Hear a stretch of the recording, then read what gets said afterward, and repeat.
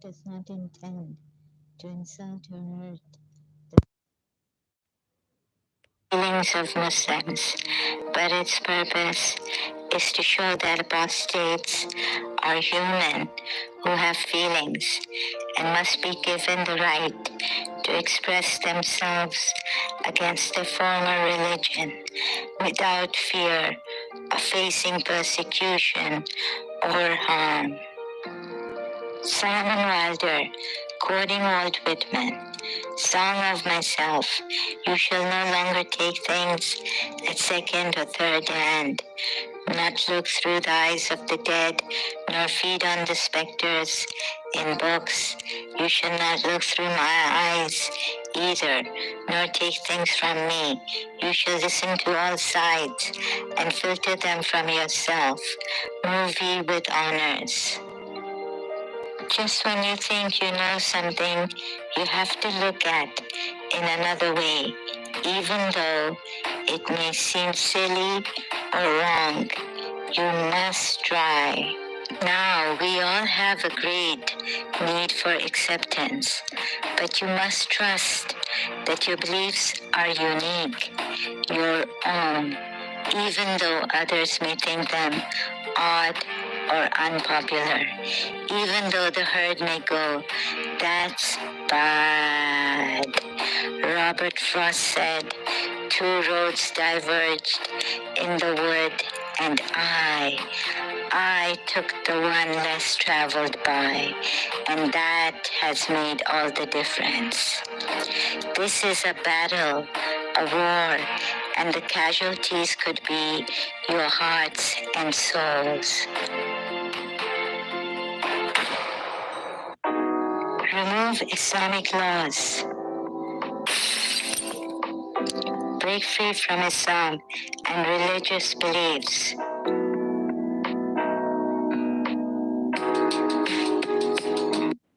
Hello, greetings everyone. Just fixing my mic. I'm the only one here. I don't have any helper. So sorry for the delay as the video stops. I'm back. So in my previous live stream, I said I would kill you to the Shias or some Shia religious leaders if you tell me this and that. I can't remember exactly what I said. So that was just a joke, or no, but I wouldn't kill anyone. Hopefully not, and don't want anyone to kill others. I apologize greatly for that joke. Serious, dangerous, disturbing joke. No killing at all. My purpose is not to even hurt the feelings of anyone, let alone kill someone. So it happens that I blurted this out somehow. But then,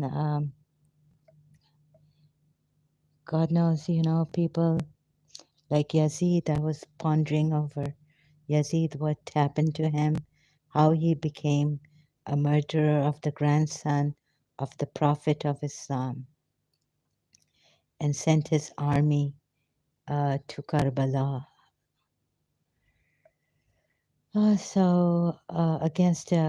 Against Imam Hussein.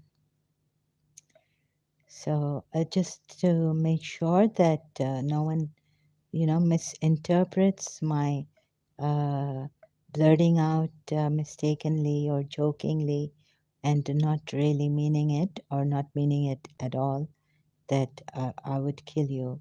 Or, sometimes I say, I would kill myself if you don't believe in this, if you don't see it. I mean, believing is far, sorry, I should put my, rephrase my words and all this. Although Yazid did that, I, I was not there to, I can't, like, killing people, maybe something happened there, like what Prophet Muhammad did to the Jews, Bani Qurayza, of Bani Qurayza tribe, and to the Bani Nadir tribe, Banu Nadir tribe. And the polity is the way So there came a time when they had to put a stop to this, and they could not put them in jail. So I don't know really what happened there. Now in Iran also, and in Saudi Arabia, we have strict laws like killing of the apostates, I heard, and also women's rights violations there. Um, so peaceful protests, or if the country has democracy, or whatever your country says, you have to abide by it until you see that the human rights are being violated. And you see in Islam too that human rights are being violated. So sometimes even I get very, very angry, and I want to kill the rapist, you know. Uh, and like in that movie Lipstick, you want to take the law in your hands when the law, after having um, taken recourse to the law, the rape victim, the law, the courts fail her. And then she goes in that Lipstick movie. I haven't seen the whole movie, but I'm just guessing. Then in the end, at the end scene where she goes after her rapist and kills him. So in that Indian movie, also in Insaf Ka Tarazu, it was like this. Something like this, it was a copy of this imitation of this movie, Lipstick. So I saw the Insaf Ka Tarazu Indian movie a long time ago, where you take recourse to the law peacefully, and where it fails, then you take action. This is my English. So after having taken recourse to the courts, to the law, police, and all this, and when all that fails, sorry, it has to be like this for the patient ones, for the suffering ones, for the victims. I wish I had another way, speedy way to bring justice to you all and to myself and to those gone by. But I don't have that. So I came here to correct myself and explain about this blurting out. It was like a comedy. People might take it wrongly. So just to explain myself and maybe, get it right. Maybe, God knows, it was like a joke, but serious. People could take it in the wrong way, and I don't want people to take it in the wrong way. Uh, so in this, you're not supposed to take me seriously, where I blurted out against the Iranian authorities that, or the, the Shias, I think. Was it the Shias? Yeah, Shias. So all this, right? And about the Shias. I'm not going to kill my Shias, but sometimes I do this. Please don't misunderstand. I mean, you can, but I don't know what to say in my defense. But don't kill anyone unless you've taken recourse to authorities, and like if something like in Lipstick movie or in your life that happens when the courts fail you, when everything, you have no recourse, you have no help, support, you've you know taken all kinds of ways to get justice for yourself legally, and then it fails. So I cannot speak about those people where justice fails them. We have failed them. The social workers have failed them also, along with the justice system of their country. So then I cannot say. Likewise, I cannot say after doing my own research, leaving Shia Islam and questioning whether Yazid was in the right or not to send thousands against Imam Hussein in Karbala.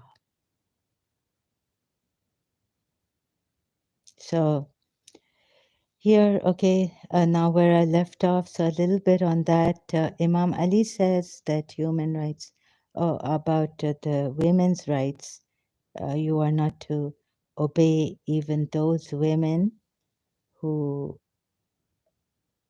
are good. So this is an official website of the Shias, al-islam.org. And it's given me Najul Balagha, right? Part 1, the sermons by Sharif Razi, the book Manajul Balagha, Sermon 80. O people, women are ... After the battle of Jamal concerning women and their shortcomings. Some Shia ulamas have said that this was only for Aisha. But when here you look at the sermon, you examine the sermon closely, it means all women, not just because of Aisha or for Aisha, against Aisha. Because Imam Ali gives reasons, quoting from the Quran ayats, right? And he explains why in the Quran ayats, so he explains why the deficient in shares and deficient in intelligence. Wait a minute, he explains faith, the abstention from prayers and fasting during the menstrual period. So women should stay away. I think it's a Quran ayat, stay away from 5 obligatory prayers. Then he explains the Quran ayat. He gives his own reasons. As regards deficiency in the intelligence, it is because the evidence of 2 women is equal to that of 1 man, which is in the Quran ayat, we are told. It's stated. As for the deficiency of the shares, it is stated that in the Quran ayat, that is because of their share in inheritance being half of men. Why have I got this? Sorry. So like that, he explains, because of the Quran ayats given. And so expounds on the Quran ayats, giving reasons. As for the deficiency of their shares, that is because of their share in inheritance being half of men. So beware of the evils of women. Here, it could be that, yes, it's against women like Aisha and Hafsa, Surah Tahrim also. If you don't want to go to the Battle of Jamal, so the war instigated by al Mu'minin against the 4th Caliph and the first Imam of the 12 Shias. So beware of the evils of women, be on your guard, even from those of them who are reportedly good. I don't know what that means, just reportedly good. Do not obey them even in good things, so that they may not attract you to evils. So men are told not to even obey women in good things. Yes, hush the voices of women. Maybe Yazid wanted to teach them a good lesson. So I'm not saying what is right. I don't know. I can. If someone rapes my mother and me, and I'll go to the court, and the court fails me and all that, I could arrange an army if I'm strong enough to do that after my rape and my mother's rape, seeing it happen in front of my eyes. Someone murders, kills my mother's father and rapes us, I don't know what I'm going to do, right? So, and this is for humanity, the lapse in justice. And we Shias were told that we uphold justice. So sorry, I cannot, and I've got some, yeah, like that I thing. Yeah, you can, think I'm being strict or that my tone is like this. I don't know how to explain the expression. So humbly, huh? Okay, my tone might not be humble, but for the oppressed, being sad, being in a silent, brooding silence for many years, thinking, contemplating, losing my bearings, balance, had to, rest, take some rest, sometimes lie down, think about it, couldn't even get up, uh, lie, sit up eh, on my bed, contemplating, but then lie down because I couldn't find my bearings and my balance. And if you have any soft corner for the Shias, yes, now in Pakistan, the Shia killing and all this was happening. Don't know what to call it. If it comes amounts to genocide. So it was. I was a Shia at that time in Karachi, uh, but had my religious crisis on and off. Was having those religious crises. Just imagine, you know, injustice, a lapse of justice, even in Shia Islam. We've heard in Iran happening. And I would say that I would believe in it. I would believe that that kind of injustice happens in Iran too. However, Iran was strong against America and wouldn't allow America to break them, even when America, we were told, tried to break them through Saddam Hussein. So the whole Sunni Muslim and America against this Khomeini, Iran. And so we are told that Shia Islam saved Iran,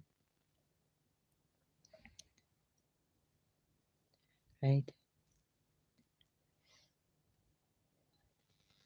So I am aware of that too, very much so. My heart bled in Pakistan, Sunni majority, elsewhere, thinking of where shall I go, where shall I get help from? UAE, Sunni majority, and rulers are Sunni Muslims in Saudi Arabia. No way could I go to Saudi Arabia. And Qatar, Bahrain, GCC countries, Oman, all this. So who's going to help us Shias? Who's going to help us Shias? But Khomeini also said this, right? That uh, don't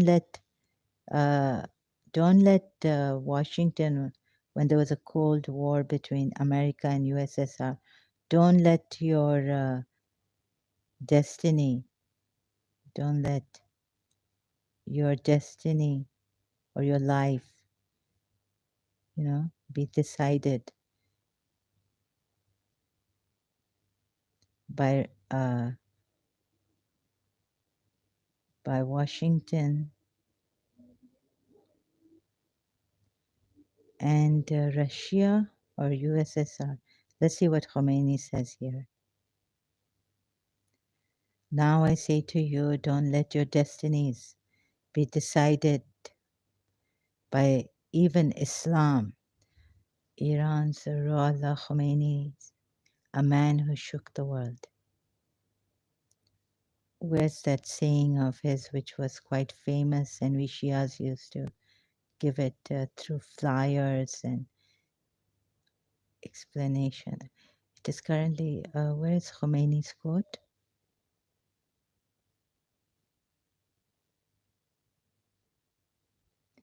In Pakistan also.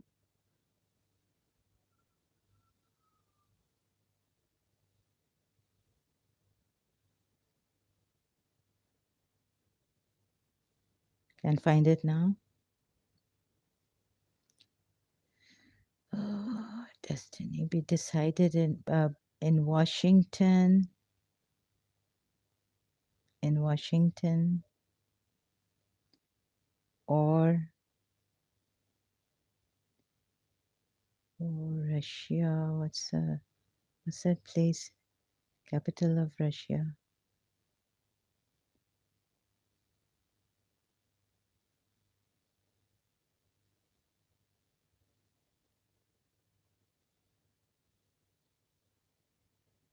Now I say, don't let your destinies be decided by Islam.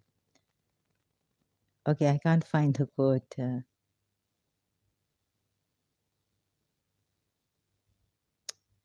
Can't find it here. Why? Let me see. Image be decided. I'll have to be a little more specific here.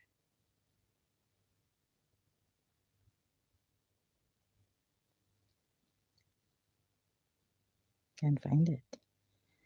So I did in Karachi a flyer article or something which said, which had this Khomeini's quote.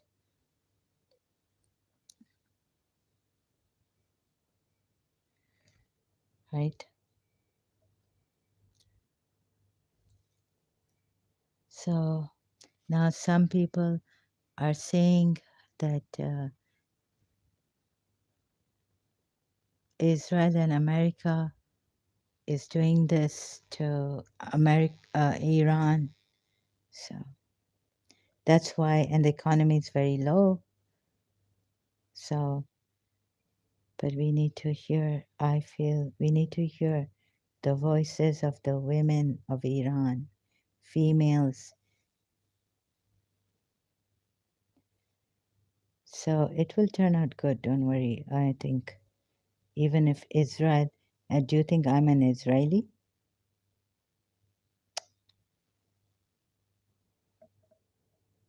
Do you think I'm an Israeli? Okay, so the protests are quite uh, disturbing.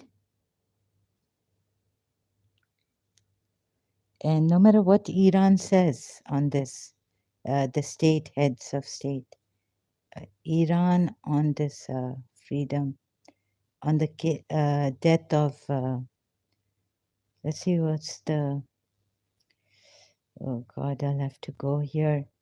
So, you know, people know how to talk, and my problem is that I don't know how to talk. And then you could take me in the wrong way. Protest rally for Iranian freedom in downtown LA. Everything you need to know about the human rights in Iran. Suppress the rights to freedom of expression, association, and assembly. They banned independent political parties. Iran is one of, I fight, I die. I take back Iran. Freedom and rage in streets. Now, this is from one Iranian in London. She told me that Khomeini had killed her uncle because he was a free rider. Just because he was a free rider. I heard it from an Iranian who, who told me she came to my hostel. She lived in my hostel for a time, as a guest or something, temporarily. And she came to my room. I invited her. We spoke, and she told me that you believe in Khomeini, Shia Islam, Shias. So they were Shias too of Iran. And so I heard it. Why would she be lying to me? Khomeini killed her uncle. He was killing all those writers, freedom, free writers. If you say anything against the revolution, against Khomeini, and he was he was just a writer or something like that, and that Iranian girl said that he didn't even write against perhaps the revolution of Iran, but just because he was a writer, free writer, freelance, or those kind of people, he was killed.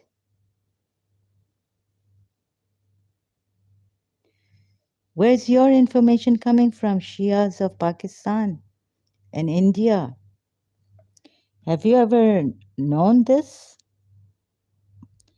firsthand from a niece, Iranian niece?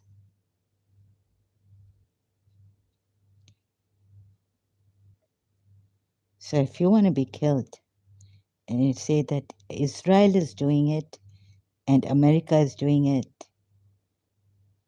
and of course you say that none of our voices will be heard here. Yes, because how many people are viewing this now and watching this? So why do you have one channel? You mean to say that our voices, one person's voice will not be heard when it comes to Iran? It's a political thing, huh? And our voices will not be heard because it's all Israel and America also. And for a revolution to take place, we need America's CIA, we need things like that, agencies to do this. Bring Khomeini in Iran. So Khomeini was also a puppet of America then, right? And this was all wrong. Why did the Shia ulemas keep quiet? Was Khomeini. You've never done this. Khomeini was a puppet.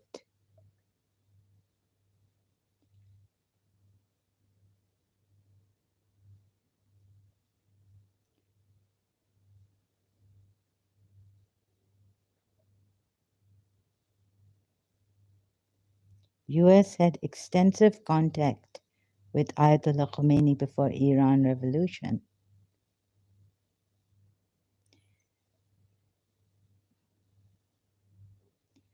In 1963, Ayatollah Ruhollah Khomeini emerged as the most powerful voice of ... a miserable man and a puppet of American and Israeli masters. Brookings.edu.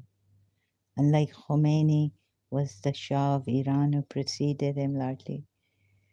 Who's going to hear our voices for justice's sake? And here, so we have to be a little diplomatic, and no one's going to hear.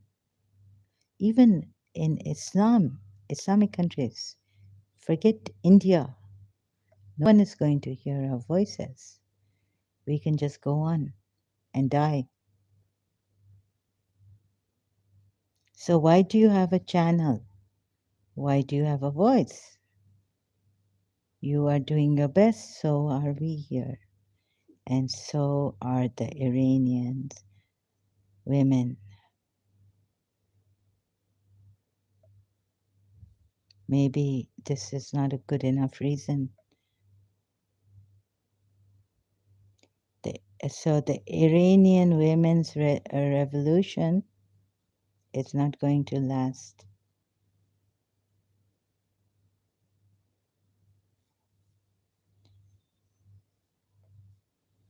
Oh, God.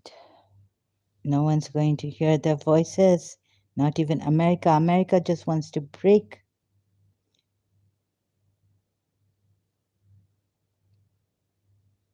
Iran.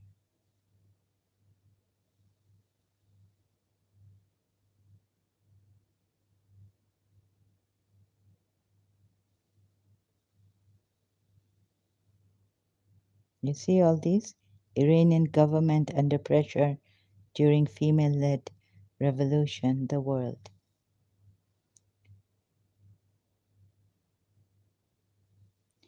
Iran's women's revolution could be a Berlin Wall moment.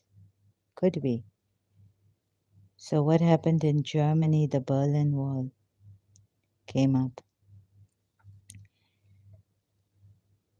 Women's voices heard.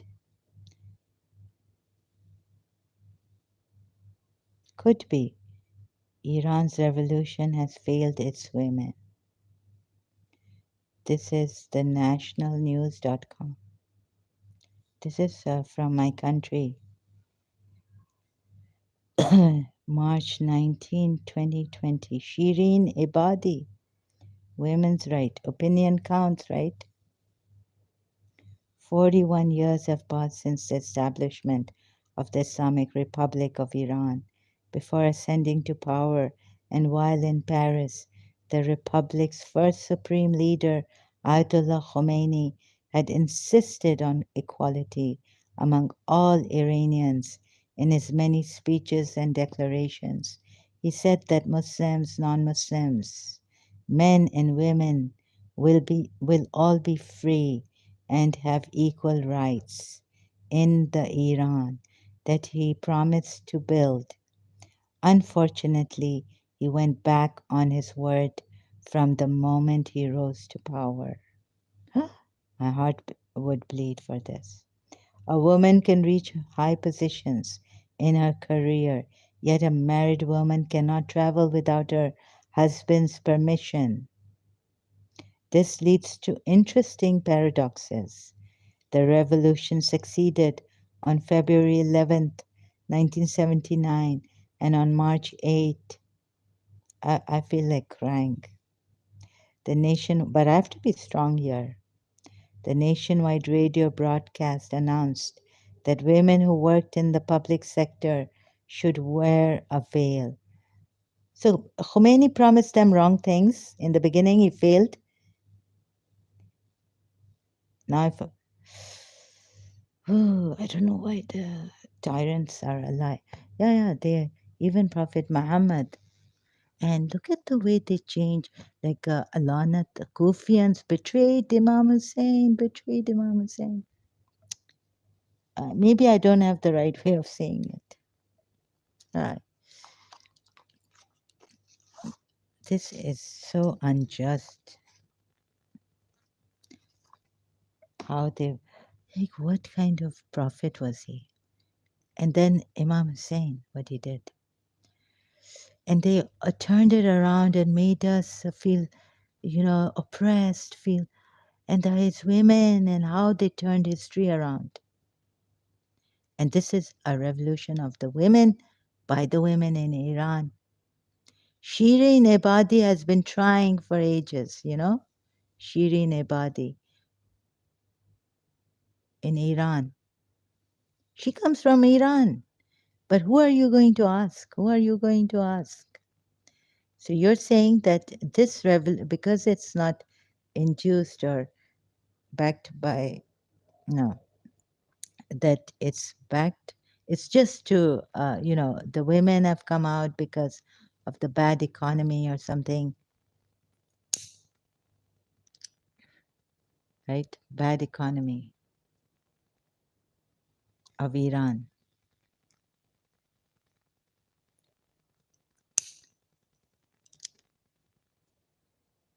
Excuse me, I'm a little slow here. Slowpoke, sorry. And the Republic first supreme leader, Ayatollah Khomeini, had insisted on equality among all Iranians.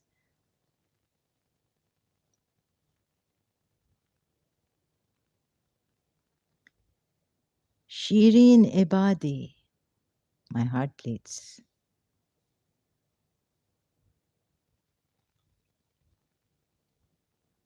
Oh my God. Many women opposed Khomeini's declaration, but as a result of government-led violence and oppression it became the norm. Ask the Iranis. Gugush had to leave her country. She's in America. Okay, America did this to Iran. So women in Iran are not against the veil. They are against the fact that it is compulsory, mandatory. They believe it shouldn't be mandatory. But they're not saying we want freedom in the sense that, I see, they're not against the veil. They should be against the veil. Sorry, I believe they should be against Islamic laws too. Because this whole Islam is a wrong thing. I know we've got America on our heads.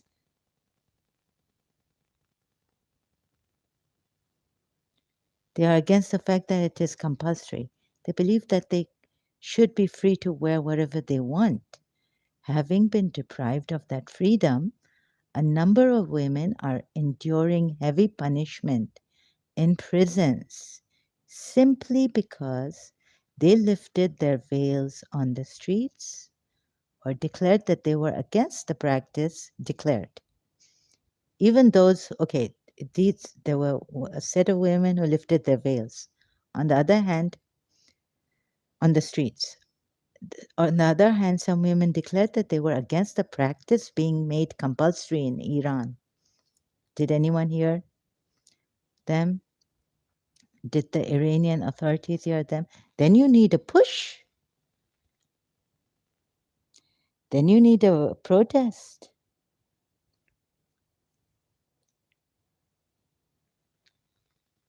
In the immediate aftermath of Khomeini's victory, there was no ratified constitution, parliament, or president.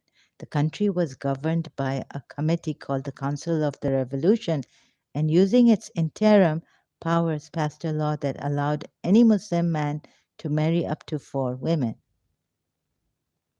Using its interim powers passed a law that allowed any Muslim man to marry up to 4 women. Polygamy was previously allowed only for a second spouse and was possible only if stringent conditions were met. However, such conditions were done away with, and men were allowed to have 4 wives. Before the revolution, mothers were allowed to have custody and the guardianship of their children. This is another problem in Islam. But they lost their right thereafter because they imposed the Islamic law. Women were allowed guardianship of their children. This was also taken away. Following the years of struggle,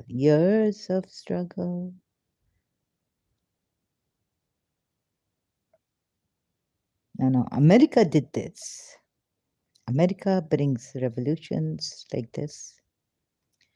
Okay, America did bring this, Khomeini, let's say, but are still deprived of guardianship. We realize that now. The Iranians, I think, long time ago, some of these Iranians realized that after having suffered human rights deprivations of, their rights, they realized whether either Khomeini is bad or Shia Islam is also bad. In other words, they do not have the ability to administer the financial affairs of their children. In fact, paternal grandfathers have priority over mothers. A woman can reach high positions in her career, yet a married woman cannot travel without her husband's permission.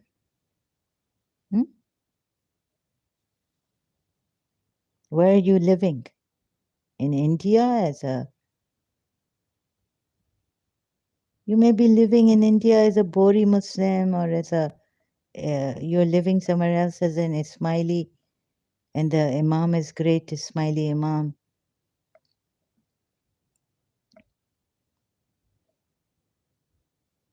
And you're living in Karachi as a 12-er Shia, Pakistan. Iran is great, we used to say. Whoever induced this revolution and installed Khomeini, these Iranians realized, but it's a shame that it's very, very sad actually, after years of suffering. This leads to interesting paradoxes. Iran has two female ambassadors who have to obtain written permission. I don't want to go on. Just take a deep breath. Jai Gurudev, Qigong, practice. We can't even take a breath. I couldn't talk. You think my Shia Islam would allow me to come like this and say, let's take a deep breath, or even talk? So I had to be like, in my childhood days, my grandmother did this to me. See my previous videos, earlier ones on my other channels.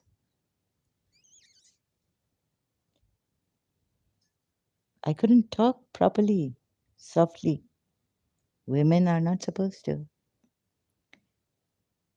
So you mean to say that whatever America has done, but we have learned from this revolution that America brought on Iran and installed Khomeini.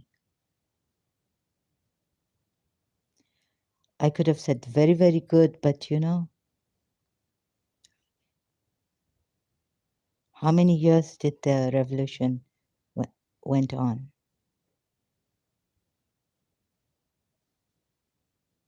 And will anyone hear our voice here on YouTube, social media? This leads to interesting paradoxes. Iran has two female ambassadors who have to obtain written permission from. I will kill myself. Oh, sorry, I blurt these things out. I don't. This fact, this fact in itself is a clear example. No, no, let me take you to. No, no. Sorry, I have to do some copyrights infringement here.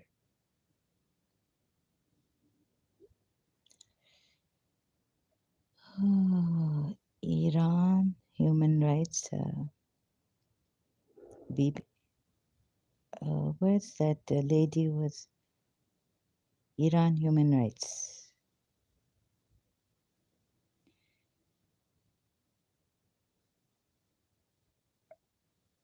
This is France, French, right?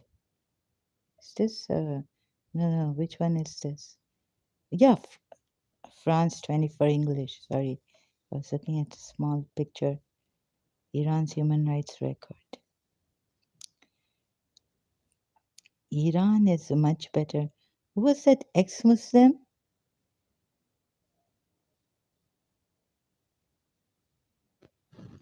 And a Pakistani lady, Shia lady, with due respect to her, on BBC. I think no, some British. Was it BBC? Okay, Sadia, or Sadia. Let's listen to Sadia, and then let's listen to maybe Sadia, her name. It's going to take some time.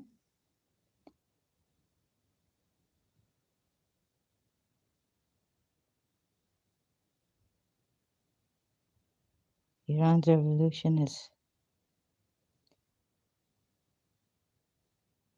What was it on? I'm forgetting the topic it was on. Sadia ex-Muslim.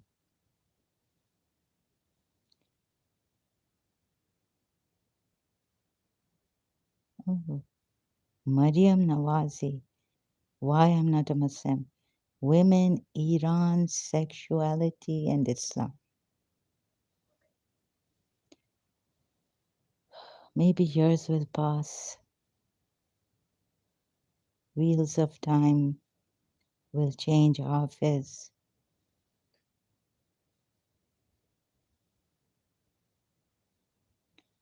No, Iran is a really I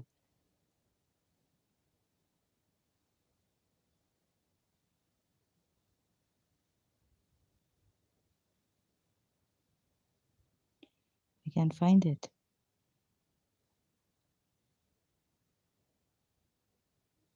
Where's ex-Muslim Sadia? And they started to talk about Iran, but it was not on maybe Sadia Hamid. Sadia Hamid. The left is accusing us of lying and the right is exploiting that. Sadia Hamid? Yes. Where's that? Oh, Islam and Paki grooming gangs. Where's that news? British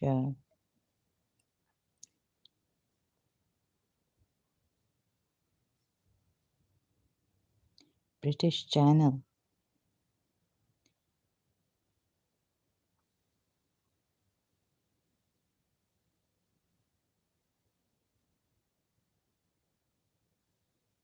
Nuria Khan is also very good, very intelligent, very good in her. She has great command over the English. I think you should follow her. Can't find that.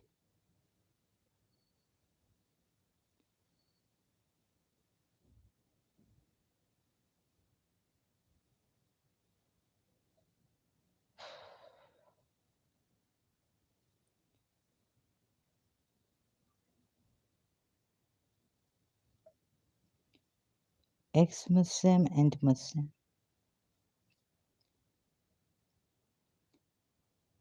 Iran is great. According to this Muslima,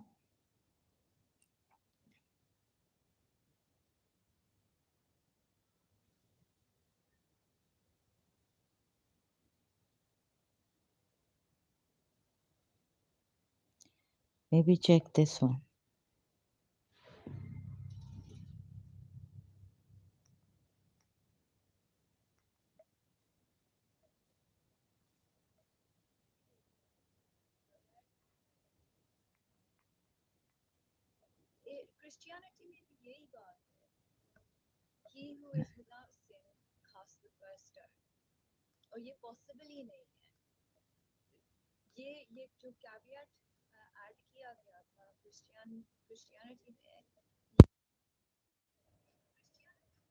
बनाया गया इसलिए बनाया गया था ताकि कोई बंदा किसी को स्टोन ना कर सके वो बात इस्लाम में भी है लेकिन कभी अच्छा, ये पता नहीं कौन डिसाइड कर Sorry, ex-Muslims particles. What's going on? Oh, my other tab. Sorry, some problems here having. So, where's that British? Please, Musalma, uh, Iran is great. Why you blame Iran? And economy gone. Where can we get the money for Iran? Ladies, men, what I see.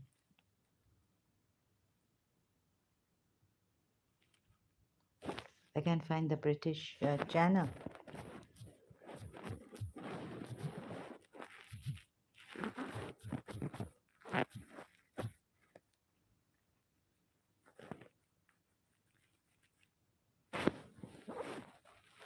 From Islam channel to ex-Muslim. Let me see if it's This is going to take some time. Please hear us, Lord. Help us. I'm not atheist. Why not? Oh, because I experience some spiritual things that atheists cannot explain.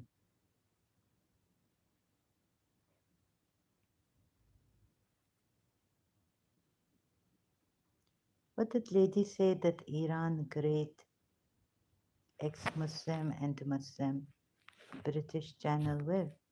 I can't find it. Oh God.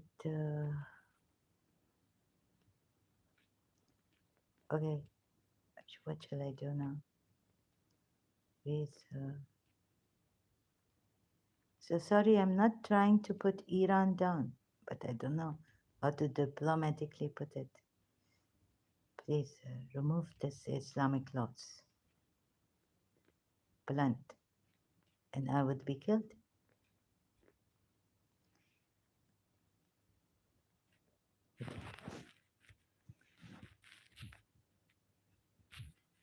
Ex-Muslim Sadia.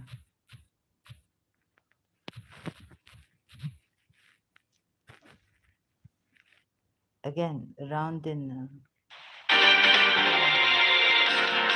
Oh, you may. Apostasy, posh word No, for no. giving up. There was only Sadia and one British man. Oh, so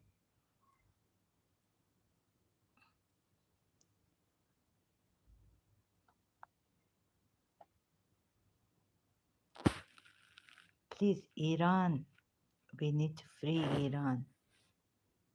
What is this? Ex-Muslim talk to Muslims. North America.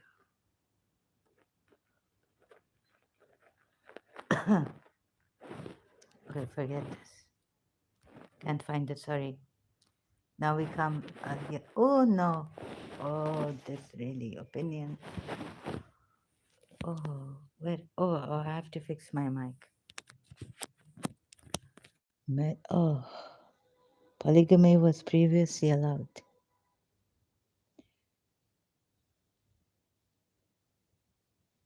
You think this revolution is going to help? Women are deprived from working in certain positions. Before the revolution, I was a judge who presided over a court. After the revolution, however, I became an administrative worker along with 50 other female judges. I became secretary of the same court. I had previously been the head of. Obviously, I did not. Something is missing here. Head of. Oh, sorry. Something is missing. Not here. I had previously been the head of. Acha, secretary of the same court. I had previously been the head of. Obviously, I did not accept the offer. I left the judiciary and opened my own law firm.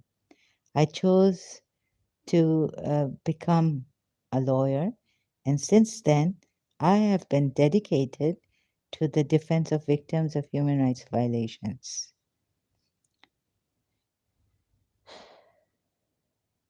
According to the Constitution, working out whether Israel and America have done this, so getting everything that I can find my hands on. Change my glasses also because my eyes are going cockeyed. This too far away. Where's the near one? Can't find it. Okay, put the glasses back on. Okay, although there is no legal impediment, according to the Constitution, women cannot become presidents of the Republic. Although there is no legal impediment when it comes to ministries. In 41 years, there has been just one female minister. A woman held the position of a health minister. Among the 290 members of the previous parliament, Only 17 were women. Elections are not free in Iran, and people have no right to vote for whomever they want. Candidates for the parliament and for the presidency must be approved by a body called the Guardian Council. This council comprises 12 members. Six of them are experts in Islamic laws and are directly selected by the supreme leader. I can't read this anymore.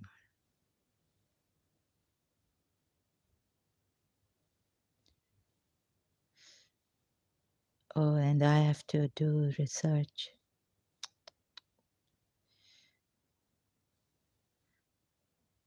Shirin Ebadi is an Iranian political activist, lawyer, and former judge. She will speak at the Hay Festival in Abu Dhabi. The article was translated by Raima Shir Muhammadi. So, unless and until agencies don't help these poor women of Iran, their voices will be hushed. I heard, maybe, did I get him? Sorry if I got Dystopia to Reason Kamran by, what's his name? What, Kamran? Or Kahram? Sorry, Kahram by wrong. But very, very, like, my heart was sinking. Oh my God. I may have misunderstood what he was trying to say, um, with due respect to him. And some of it I really couldn't understand what he was saying. It just went over my head. Even though he was talking in Urdu,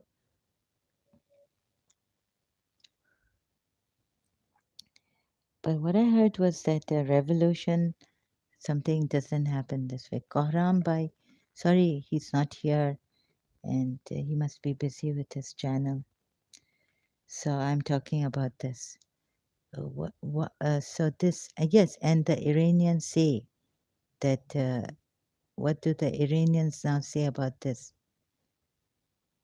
Iran, women revolution. Let's see. And oh God, Iran's women's revolution could be a Berlin Wall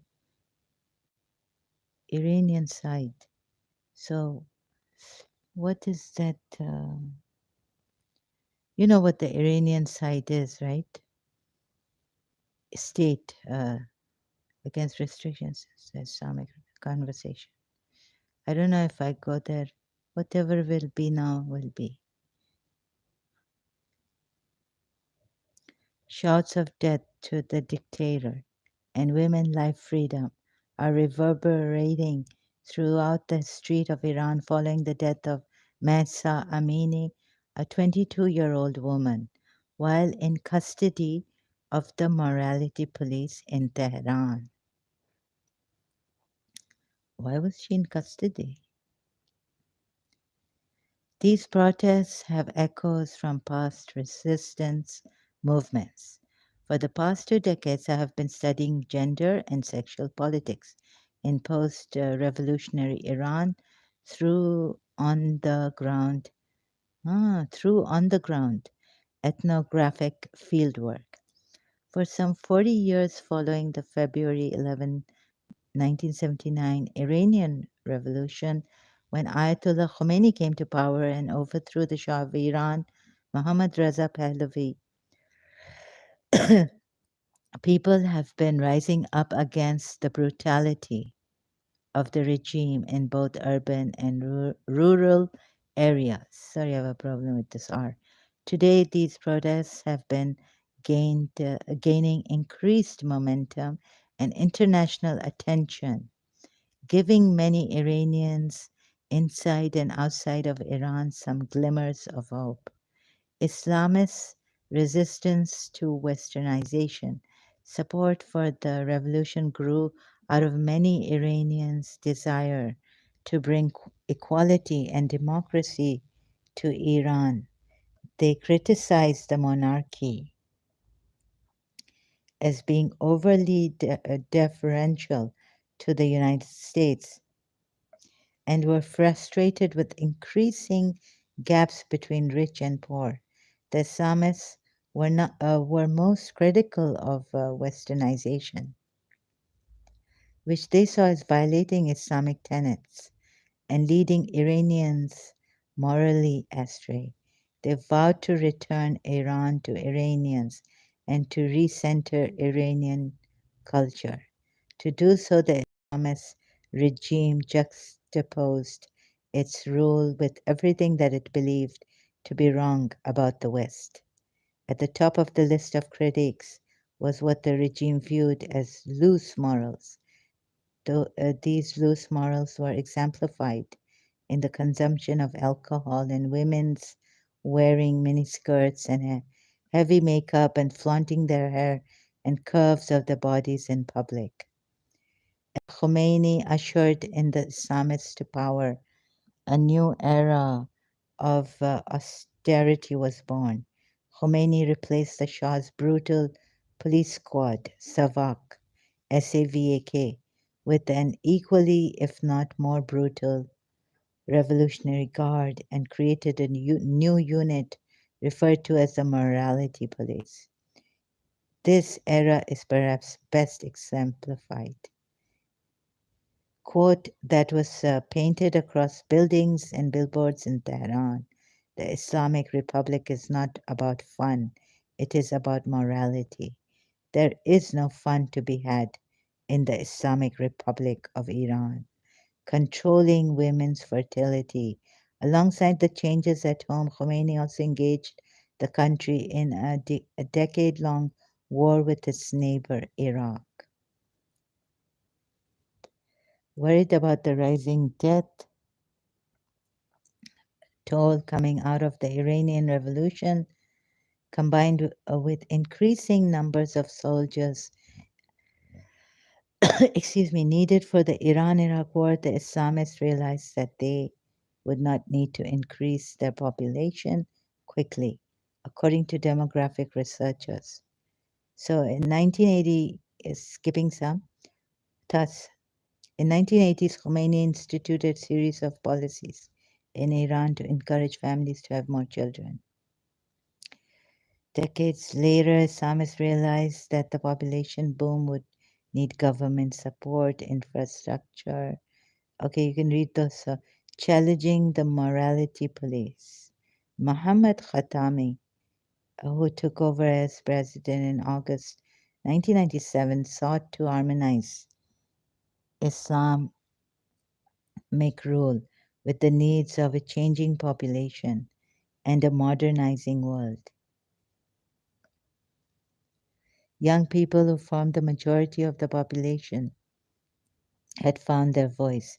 They began challenging the morality police by pushing their headscarves back millimeter by millimeter, holding hands in public, and organizing spontaneous street gatherings.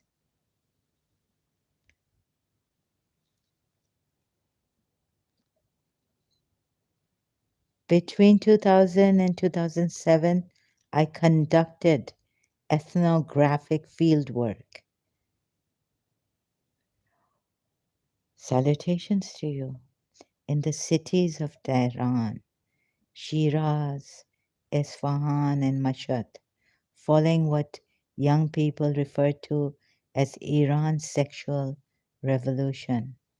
The resistors demanded a more democratic regime focused on solving issues like unemployment and infrastructure challenges rather than on policing their bodies.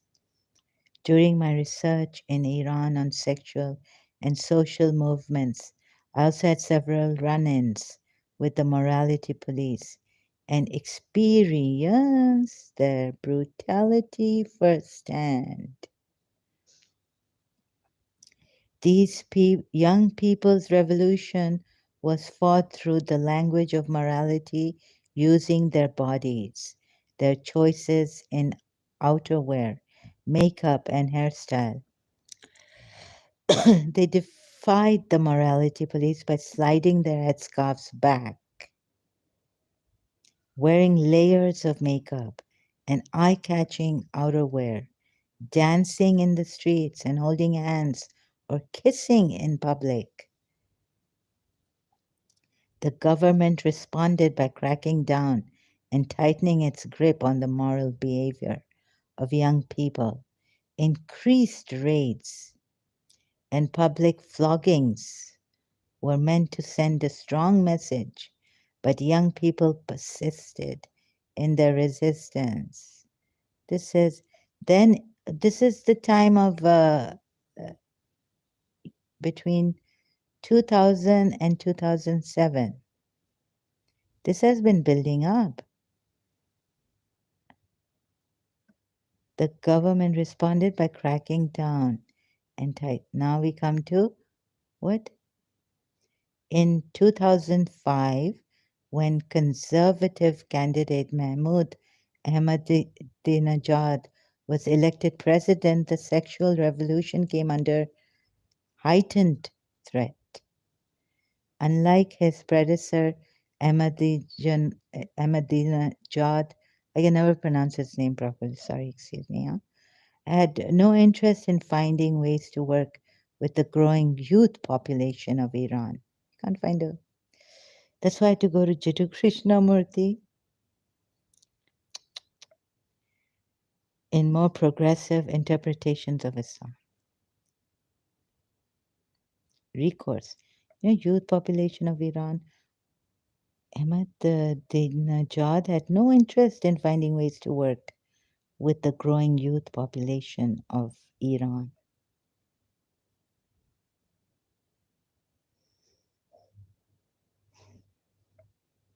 I feel like dying. Don't tell me public I increase. Oh, as did arrests of scholars, feminists, journalists, and the conservatives wanted to send a message. My Shia heart had enough. Oh, I can't read. Sorry, I can't go. So you can read this. Demanding accountability. So, excuse me, where did we go wrong? So, Jiddu Krishnamurti, like Imam Hussain, but we don't have to take that kind of a thing, uh, said they were, where is it? Why is, oh, please, you see? So, which article was I reading? It will have a color cursor. So the one, salutations to the one who wrote this article. They were on the ground working. But what we are told is this is due to the economy going down recently in Iran. That's what I heard. Did I hear it properly? And it's the Iran's economy is worse than Pakistan's economy. So that's why the women are coming out because of that. And how this will fail because it's not you know how revolutions happen and all that. From a very good reader all round, and his general knowledge is very good. And mine is like, from American school, what Karachi American school, what. So sorry, I didn't see the, no, it doesn't have that color. Iran's revolution has failed at reconstructed lives, women, and so how could I miss the name? Anyways, sorry about this. Wilson Center, Iran's, okay. So theconversation.com.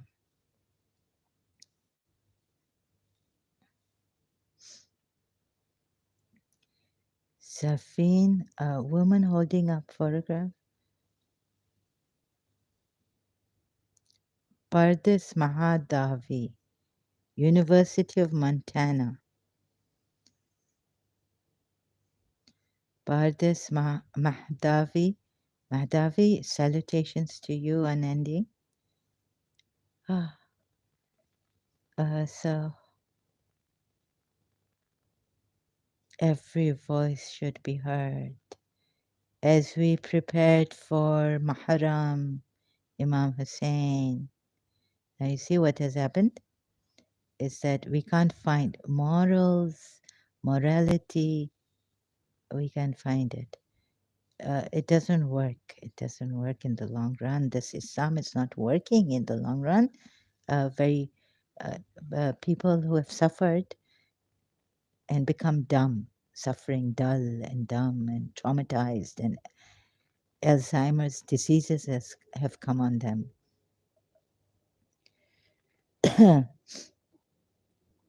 So, you know,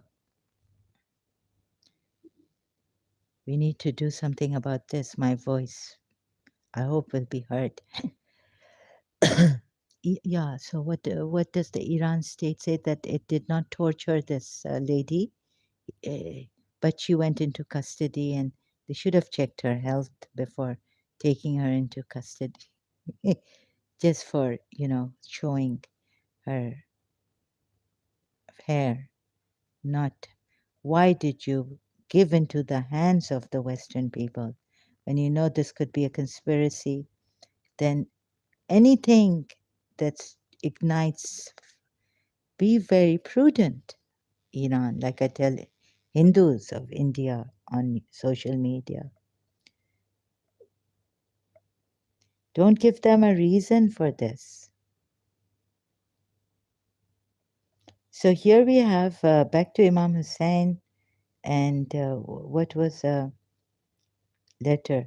You see, here I disagree as a Shia because when I read this, when I did my own research, so what happened to me is that I questioned this. Letters of the Kufians to the Imam. Acha, a probe into the history of Ashura, Ibrahim Ayati writes. So, after 2 days, the people of Kufa sent about 150 letters, each of which was from 1, 2, or 4 men. Most of these letters were brought from Kufa to Makkah by Qais bin Mashar Saydawi, Abdurrahman, and all, right? 2 more days, not the least, but I mean, all of them are important. 2 more days passed, and then the supporters of Kufa sent a letter to the Imam through Hani bin Hani Sahabi and Sayyid bin Abdullah Hanafi. The following are the contents of the letter. In the name of Allah, the Beneficent, the Merciful. This is a letter to Hussein bin Ali from his Muslim and faithful supporters. Be quick and hurry up, for the people are waiting for you, and they do not look towards anyone other than you. Hurry up, hurry up.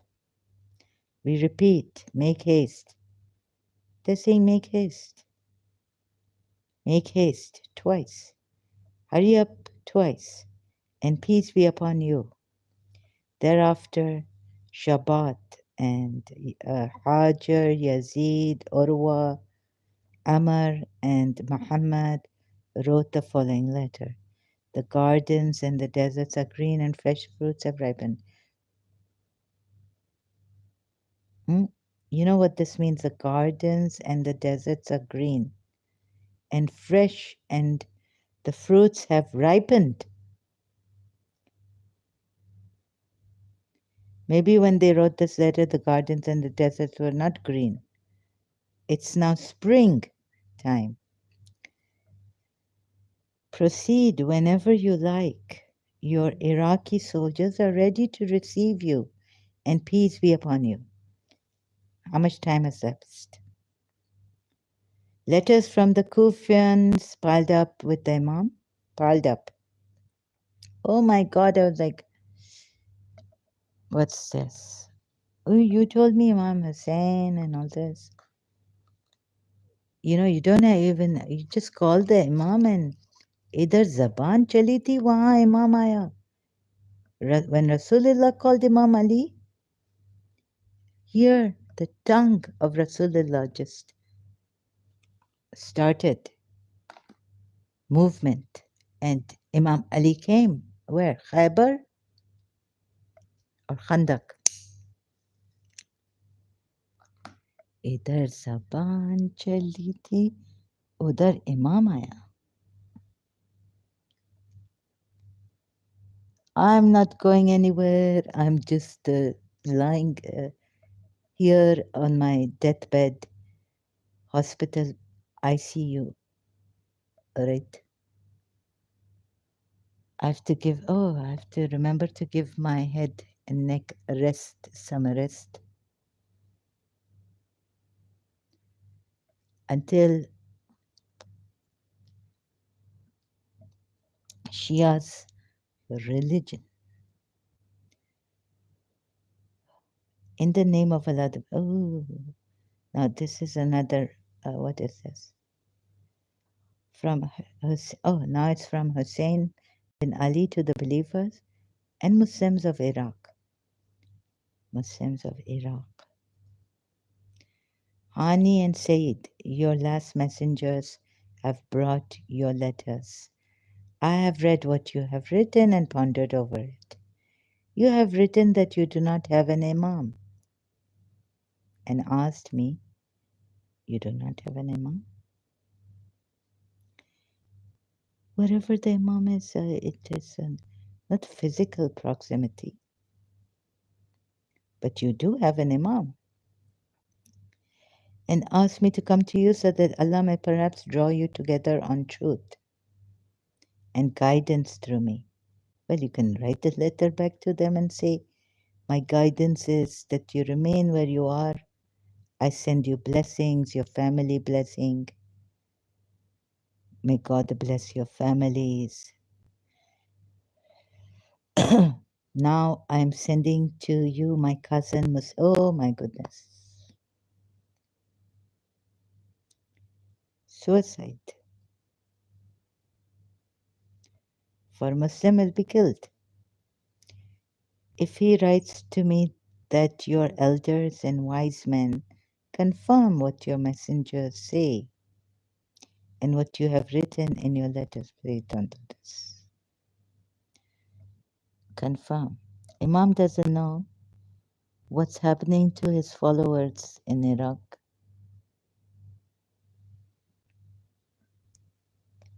He has to send Muslim ibn Aqil, right? Now, this time, maybe your conditioning, maybe your heart, maybe you want to say, uh, oh, it is like you not want to read. Come here, listen to this, what I'm reading. I proceed towards you soon. Okay? If he writes to me that your elders and wise men confirm what your messengers, oh my goodness, say, and what you have written in your letters, I may proceed towards you soon. I swear, ooh, don't swear. I swear by my life, no, that a true Imam and leader is only he who takes decisions according to the Quran, establishes justice. Oh, goodness. Promotes the divine religion. Maybe it is getting a lot for you. When I hear this, it hurts me. Myself, when I'm going to hear this, how many hours now? And dedicate himself to the path of Allah. No, don't read fast. And peace be upon you. What about blessings upon you? The Imam sent this letter through Hani and Saeed. Then he ordered Muslim bin Aqil to proceed to Iraq. No, don't do that. Because, he will be killed there. But you do not know. And then we Shias are told that the Kufan, okay, Urdu way, Kufan betrayed Imam Hussein, this, that. He instructed him to tread the path of piety, to keep his mission secret, to be lenient and moderate, and to inform the Imam immediately. How will he inform the Imam immediately? If he found that the people supported the rising and revolution, Imam is not believing in his people. He has to make sure send Muslim ibn Aqil.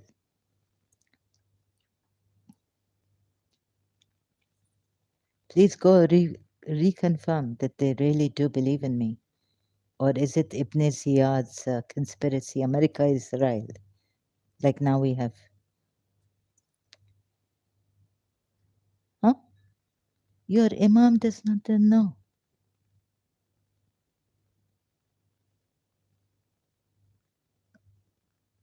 Ya Hussein, you know?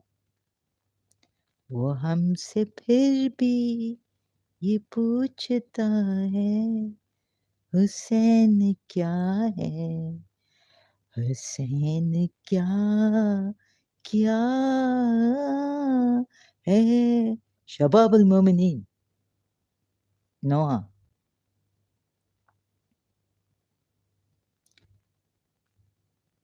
Sughra, Bibi Sughra. I've died here, you know?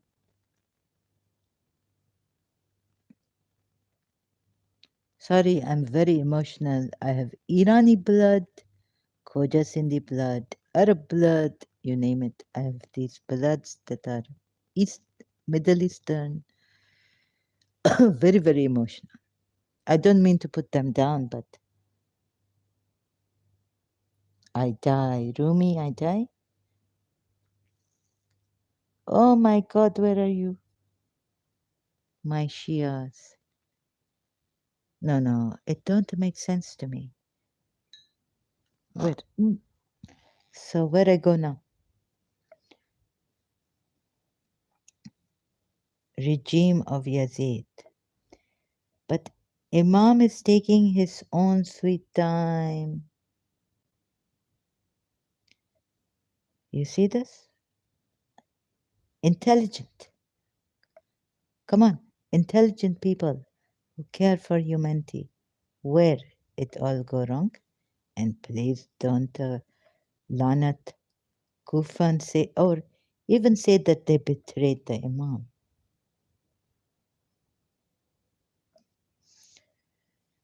Now, what we are told, Muslim ibn Aqil goes, and then Muslim ibn Aqil, and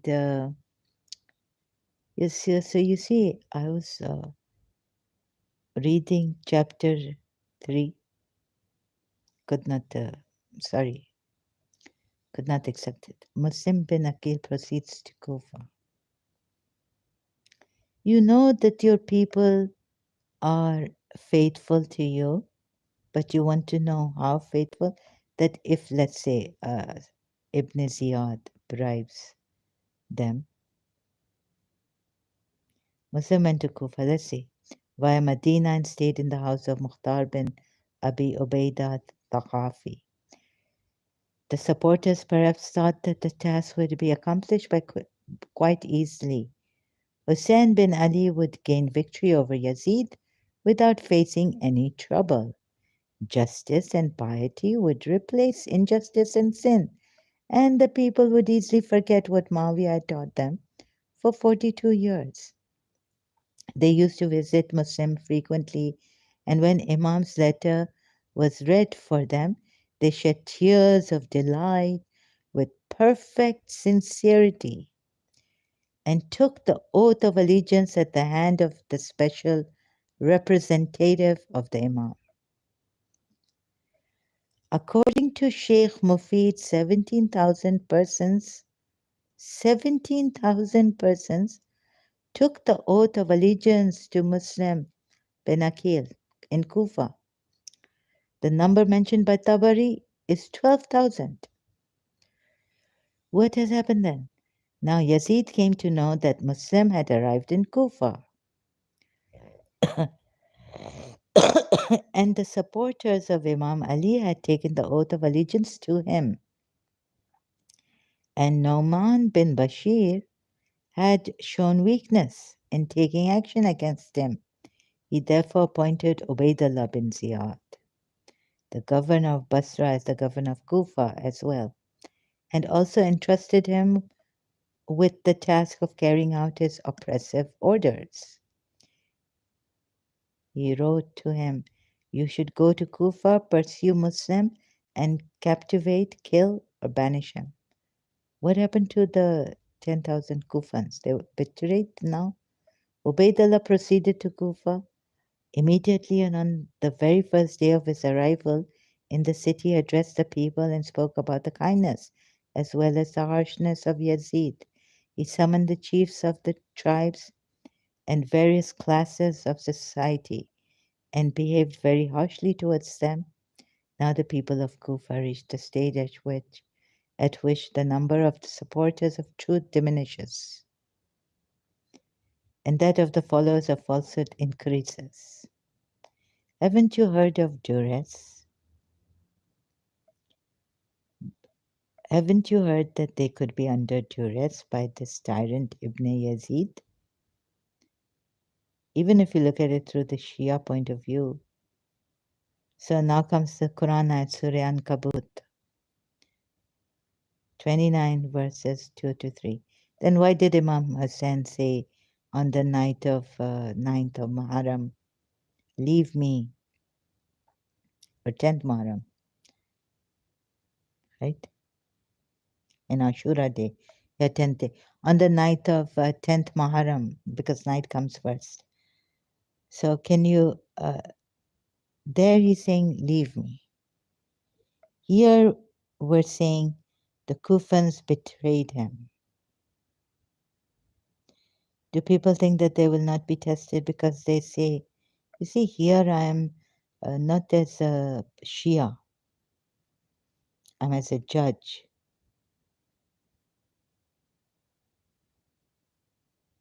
Neutral. So both sides we have to look at it. Do people think that they will not be tested because they say we have faith?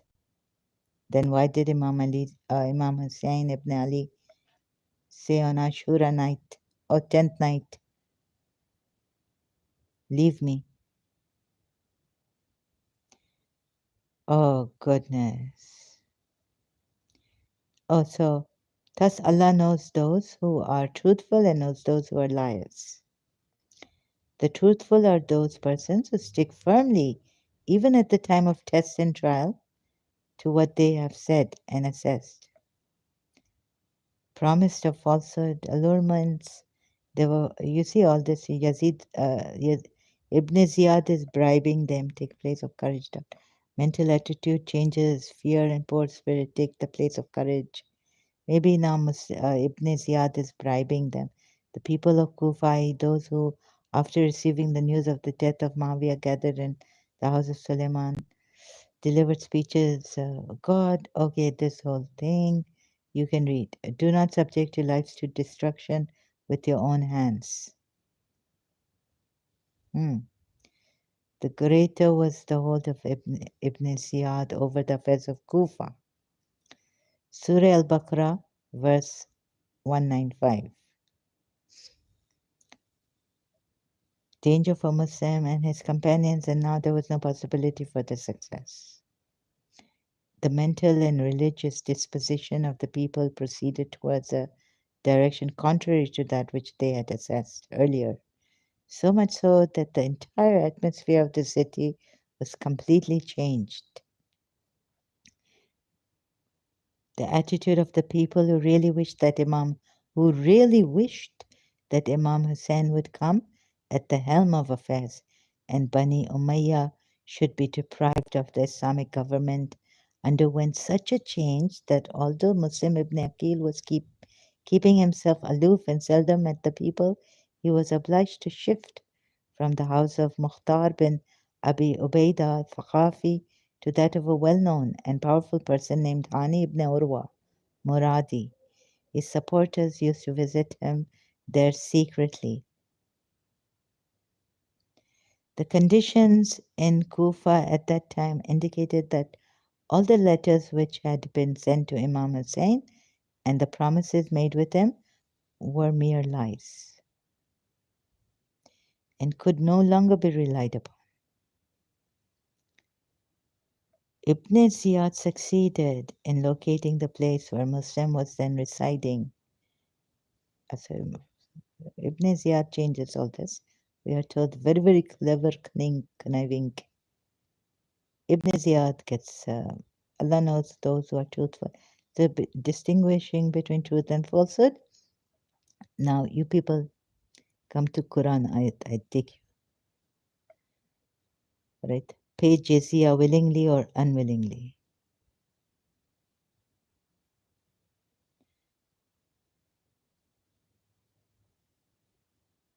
Willingly or oh, wait a minute. This is against the Christians. Now we will see. Where you mind? Surah Tawbah, verse 29. Wikipedia. Yusuf Ali translation. Fight those who believe not in Allah, nor the last day, nor hold that forbidden which hath been forbidden by Allah and His Messenger. Meaning fight even the Messenger if you take Surah Tahrim ayat.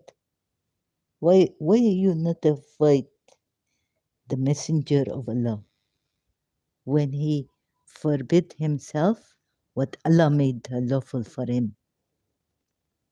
Why no one fight? And there's more. Nor acknowledge the religion of truth, even if they are of the people of the book. Okay. Meaning fight these people of the book too, Jews and Christians, until they pay the jizya with willing submission and feel themselves subdued. Throw up this religion, Shias, I'm telling you. You not to see it? You not to see the deception in your own. I see it. I drop Shiasm. As for morality and ethics and how Alibet taught us how to sit properly, go Imam Barga, how you sit, where Americans will come and will probably spread their legs. Westerners not having etiquettes.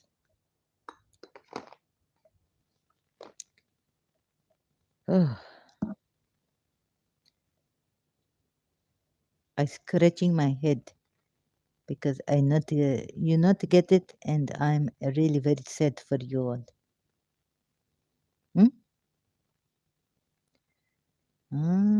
Which hath been forbidden by Allah, nor hold that forbidden which hath been forbidden by Allah. They don't hold it forbidden. Any other I wish here I take this verse in the Surah Tahrim. But I'm talking here about the jizya, right? Jizya. Wikipedia, please don't kill me for a copyrights infringement. Verse 29. So I go, look, where do I go? Oh, I go here. What is this? Put here. Okay? You see this? What is this? Fight those who believe not in Allah nor the last day, nor hold that forbidden which Allah hath forbidden. Oh, Surah Tahrim. Now I want to go to the jizya willing submission of the people of the book until they pay the jizya with willing submission. If you are fighting them, it is under duress. You know to know? English law, in common law, what is duress? Will cannot come. Or am I? Excuse me. Did I say something wrong here? with willing submission. Willing submission. You are fighting them. This is not willing, this is a kind of duress. And their will be absent from here. Okay, another point has come up that I want to show you. Now you forget all morals and all this, yeah? First, don't go with Elibet Tota Sarah, great morals, etiquettes. Don't go there in your mind. First, remain here. So I take a suritari.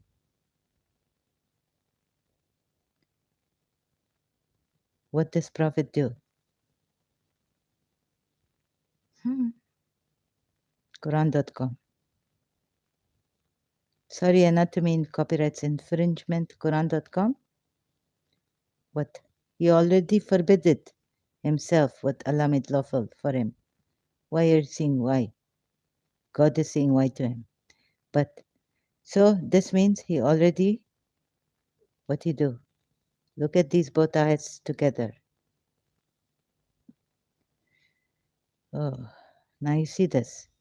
Fight those who believe not in Allah nor the last day, nor hold three conditions, nor hold that forbidden which hath been forbidden by Allah and His Messenger. What His Messenger do here in Surah Tahrim, Ayat 1, we are told, O Prophet, why do you prohibit yourself from what Allah has made lawful for you, seeking the... What? Prohibit yourself from what Allah has made lawful for you. How many minutes passed here?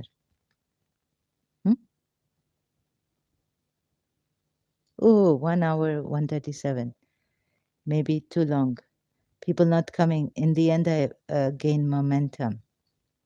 But this for lifetimes of injustice. So will you not, for the sake of lifetimes of injustice, like many, many years, lives gone without having justice, and you said, Ya Hussein, you know, and when you were being killed and you were dying, you said, Assalamu alaykum ya Aba Abdullah.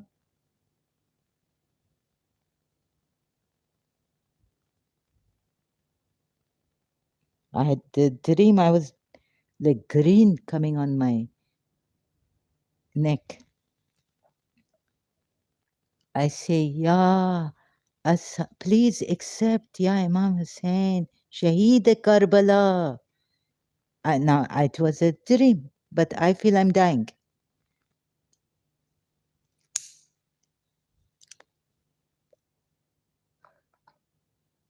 I say, please accept my salutations, Shaheed Karbala.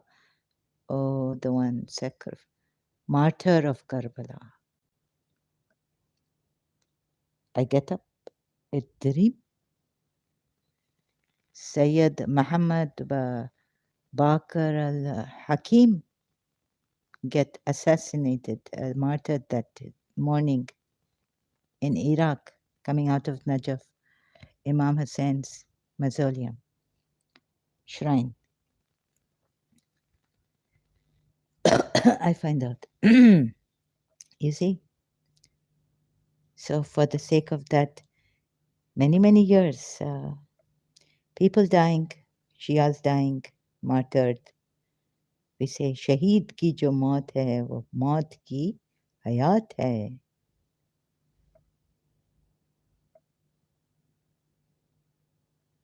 Who should you be fighting? And why is God being so lenient with His messenger? Here, hypocrite. You not see it? So, Prophet, why do you prohibit yourself? He's already prohibited himself. What Allah has made lawful, and the believers are supposed to follow him. He's not supposed to do this. Then the Shias find the reason, what? revelation not come? Here also, don't try to reason away, explaining away, defending him here. Whereas those Jews and Christians, the people of the book, in Surah Tawbah, verse 29, we are told to fight. No, to our Muslims are told to fight them. So, willing submission, first thing, first point here for the case I'm on, what topic. But then I go, look at this, look at this. Tell me, nor hold that forbidden which Allah had forbidden and his messenger. Oh my God. Chuck this messenger out, I say. No, but I have another verse also. Oh believers, do not. It doesn't say, there's no why in that. There's no questioning them. It is a command.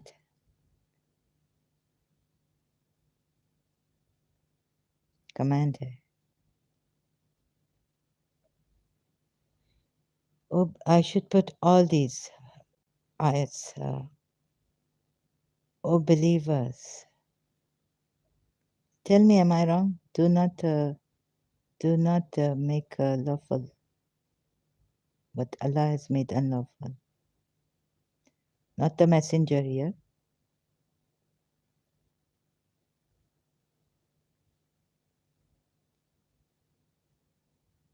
Come on, intelligent people,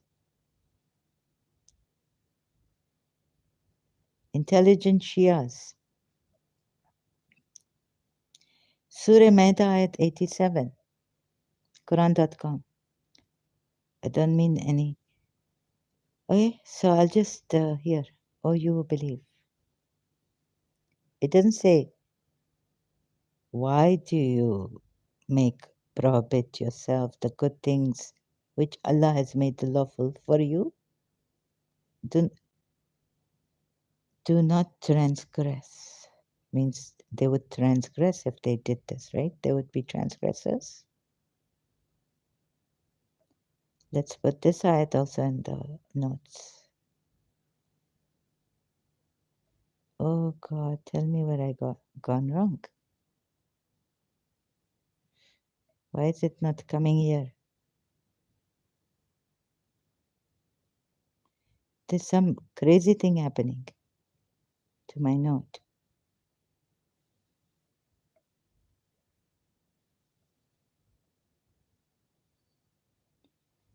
Why this purple thing coming here? It's like a eye drop. Oh no, sorry, teardrop. Eye drop. Sorry, my mind crazy. Fight those who believe not in Allah, nor the last day, nor hold that forbidden which hath been forbidden by Allah and His Messenger. Okay. Hello. Surah Tahrim. O Prophet, why do you prohibit yourself from what Allah has made lawful for you?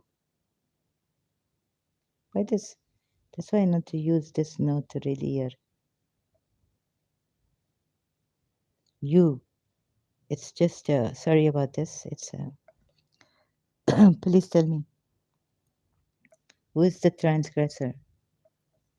Maybe in this ayat you not see it, but you see it in this ayat. If you miss this ayat, I show you Surah Maida ayat 86, 87, which, O you who have believed, do not prohibit. It's a command.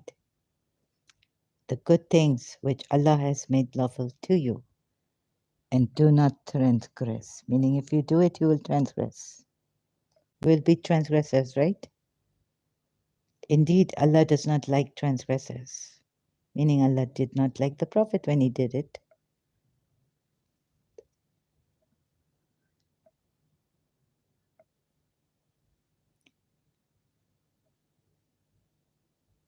And the willingly page is here. You have no idea about so you see this? Why am I slow? Baba, look, duress, right? How can you willingly submit? It would be unwillingly, because you know what is duress in law. Please definition. In jurisprudence, duress or coercion refers to a situation whereby a person performs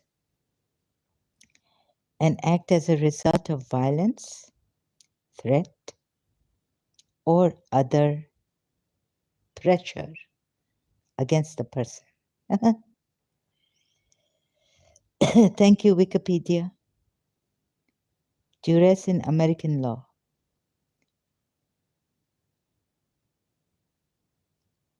Okay? You don't want America, right? I give you British. If you are sick and tired of Americans. Duress in English law is a complete common law defense, operating in favor of those who commit crimes because they are forced or compelled. Don't you think the Kufians should come under this? That we have been, those poor Kufians betrayed Imam Hussein, Lanallah. Lanallah, like. No, no, no. Stop it.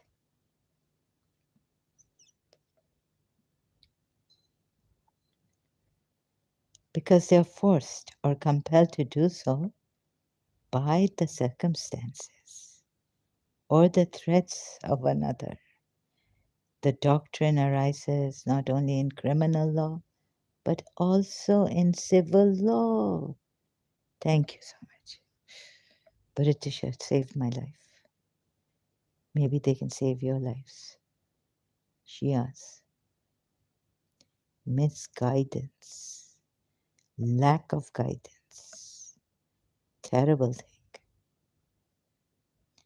Where it is relevant to contract law and trust law.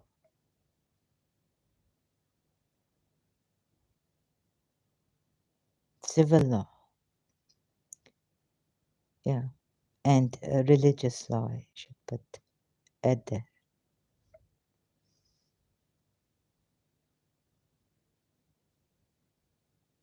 Would that be too wide? But this law, brainwashing, psychological torture, the use of force, false imprisonment, or threats, and possibly psychological torture or brainwashing to compel someone to act contrary to his or her wishes. Now, have they broken any law? Oh, yeah. So they say this ayat can say that what Allah has made lawful. Oh, you have believed, do not probe it. Let's go to the fight those who believe not in Allah, nor the last day. Then the messenger looked at it. I think you should add another. Very clever. Okay, if okay, put it. Right? Like we are told in Surah Tawbah at 19 or something. Which one was it? Water water not equal to pilgrim, giving water to the pilgrims, polytheists, not equal to believe in Allah the last day and strive with your utmost in the cause of Allah. Here he put, nor hold that forbidden with which had, because you see, very difficult for polytheists to prove that they were, because from their side, Imam Hussein coming and whitewashing everything, saving Islam, and his Nana, grandfather, maternal, his Nana's religion, grandfather's religion.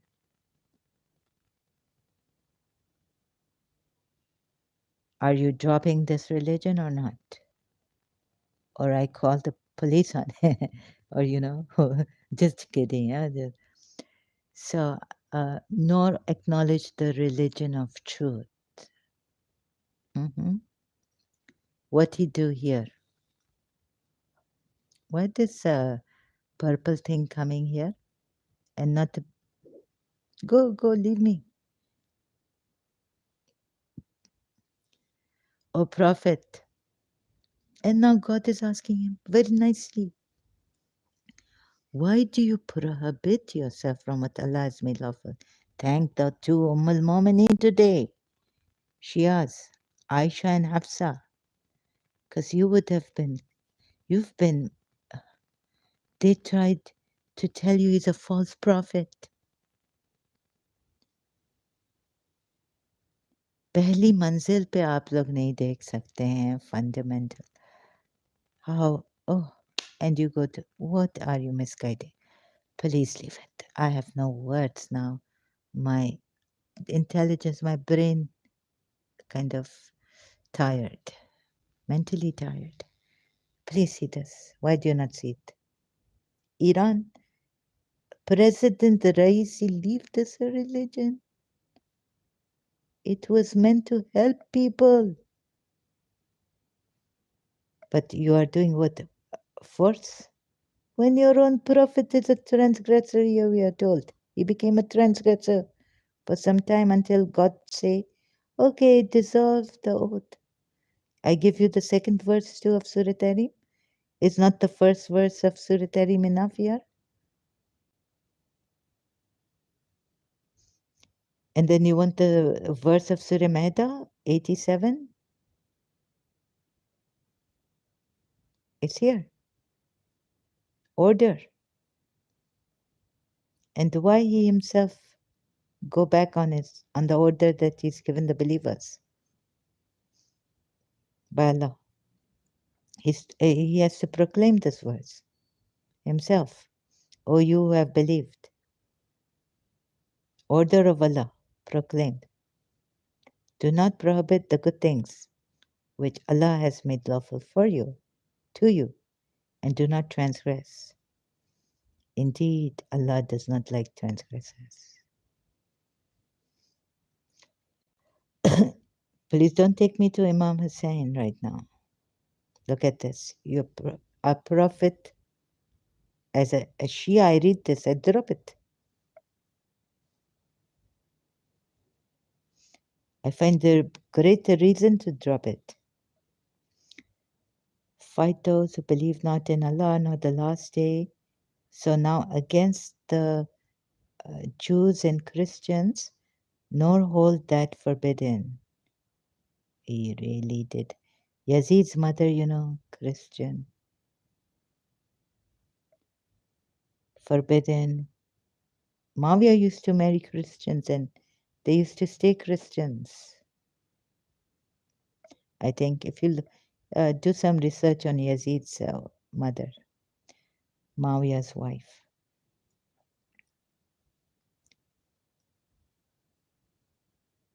Your prophet has transgressed here. Fight until they pay the jizya with willingly. You see, willing word from Quran.com, I can show you that it. So this is Surah Tawbah at 29. Let me show you willingly. What will the Shia say now? Surah Tawbah, verse 29.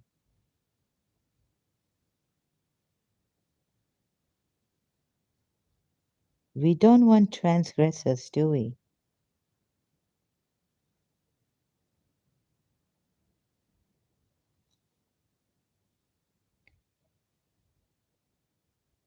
What here word? Let's see if it is willing.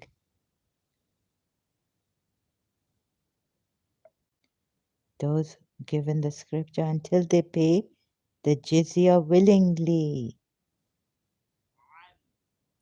On willingly. Yadin. Yadin.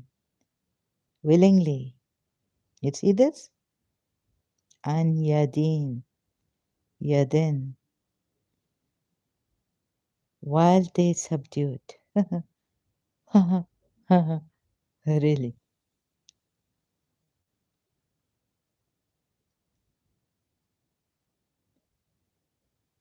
So, what I say here, free yourselves from Islam for Shias and Sunnis. Free Iran Shias. Free President Raisi.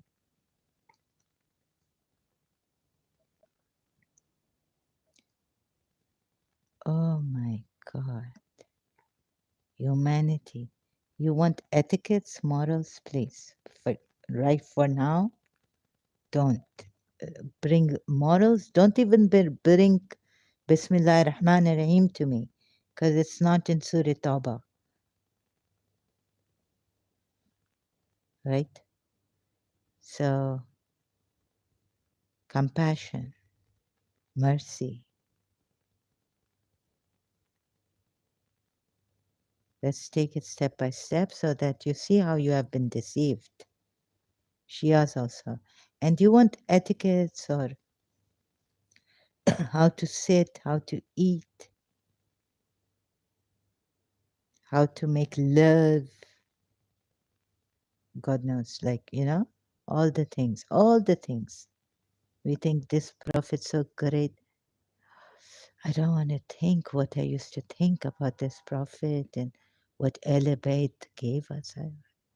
For now, I just need to, probably when I rest, okay, I need to rest a little bit. So please, what I show you here, willingly, willingly, right? Just go back to the notes.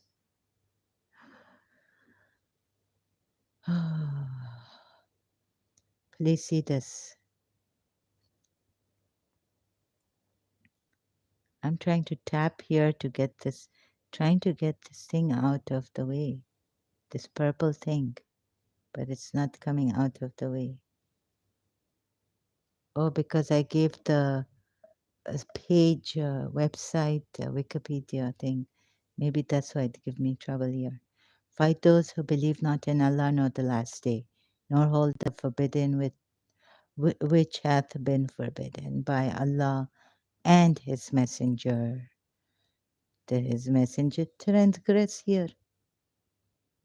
According to Surah Maida, He tells the believers not to transgress by forbidding good things which Allah has made lawful. Not even like haram, halal, but good things. What do you call it? Yeah, what is forbidden? What Akapuya and Ali commentary say? Make me confused, really. Oh, Prophet, why do you prohibit yourself? So I just cut myself. Why do you prohibit yourself from what Allah has made lawful for you? Hmm? He's already done it here. Shias know very well.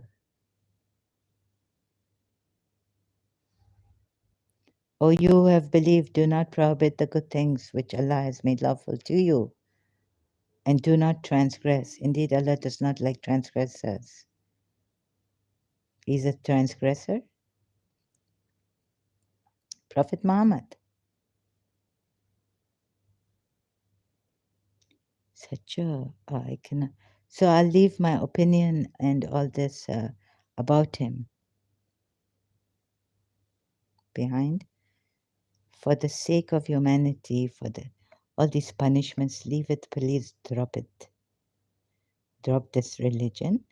And we can then go to, sorry about the tone, the way I speak, we can go to, and if I sound proud or I not mean to be like that. So let's go to Christian Prince. No, just joking, huh? Let's go to etiquettes, etiquettes, and all this etiquette. Let's see, philosophy, we go there, or we'll go to Jiddu Krishnamurti. Philosophy of etiquette is timeless and everlasting, whereas manners, the outward expression of the underlying principles of etiquette, are ever changing. Manners, by their very nature, adapt to the times. This is not so important. Okay, if you think it's very, very important, then we see how, and if you don't believe in those Greek philosophers, or we go to very early Jiddu Krishnamurti, or even what does Sadhguru say, Krishnamurti. How do I take you to what is universally etiquette? I'm not taking you to Imam Sajjad's etiquettes. Sorry. Jiddu Krishnamurti.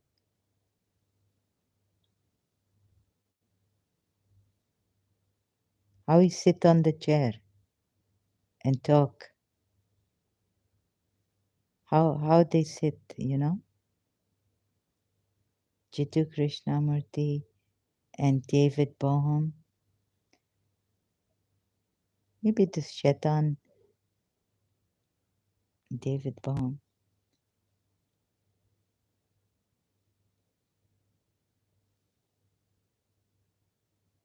How they sit and talk.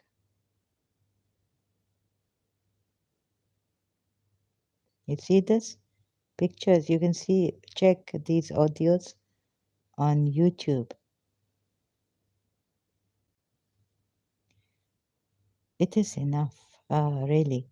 We not need any more etiquettes.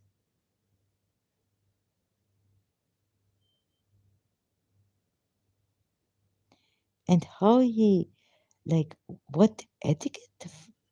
But he say not to obey him. Obedience to the obedience case, yeah. What? Oh, yes, from Imam Ali, Sermon 18. If men are the maintainers of women, so we like this women, Islamic women, men are, they carry our bags also and, help us. Men are, when we, oh, even travel, don't worry. I know that a man have to come and help me lift heavy things. Not good for women to lift heavy things. Men are the, and I don't even have I get a backache or something. Men are the maintainers. Very, very good, yes, this. God knows what I put here.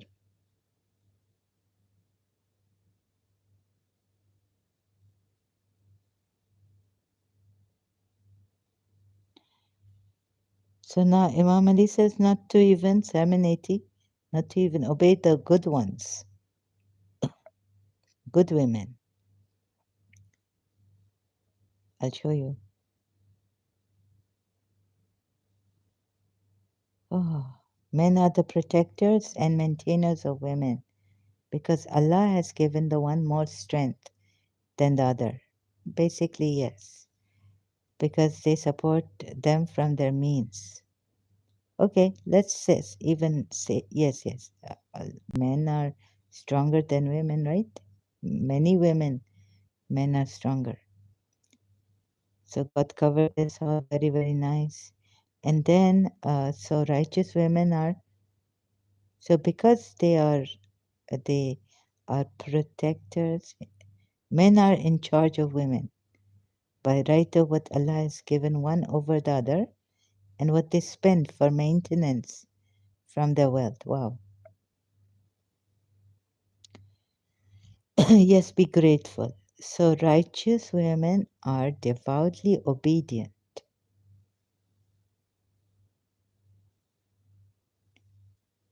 They obey you. And we are not even allowed to be obeyed in good things we suggest to our men. Surah Nisa 34. The men protectors are of the women because best has bestowed. What a kawamuna mean? Protectors? Okay, and protectors of the women because bestowed has Allah some of them over others preferred them, and yes, in strength and all, and because they spend from their wealth. uh, so the righteous women spend from their wealth. What about Khadija spent from her wealth? But yeah, and the Prophet Muhammad was working for her. So not just sitting and eating. So the righteous women obedient are. Ooh, what happened to those Quraysh women who were handling business? Obedient are guarding. Righteous women are, sorry, excuse me, sorry, guarding. Obedient are and guarding. Guarding what? Again, mistake happened. In unseen, that which. So so now obedient. Oh no, I was looking for obedience also. Obedient word is used, right? Women, yes. Forget it. I just saw it. Obedient.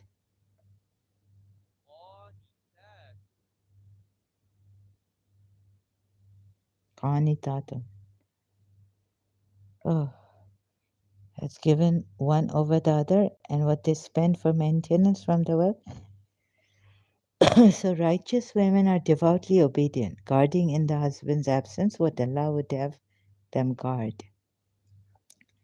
But those wives from whom you fear arrogance, arrogance and fear, yani you suspect or you just fear. See, this also British law will tell us. Please explain to us. You fear. It's khof miduni.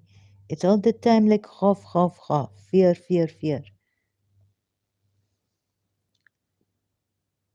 You fear their ill conduct, then advise them. Not that they have indulged in any. Maybe you have suspicions, and then in the other ayat, avoid suspicion in most cases. Remember? Like I could go like that, go on, but now how many hours I'm tired, so the ending of this. You see? Men are in charge and obedient. So fear. Oh, so we fear. Any man, a Muslim man can say, I fear. And a religious scholar, Sharia court, listening to him. Yes. So you feared. Like you had wiswasa, you know, like you have wahm, delusion. Maybe your fear is based on some psychological problem you carry. Your mother got, you become like a suspicious person, like that, would I lie to you? Some people very suspicious. Now he put the fear. Even if you fear, Baba, you are not too sure, you have no evidence, but you fear ill conduct or, oh, no, disobedience. What this? Crazy. First advise them, then if they, but have you found the evidence of your fear?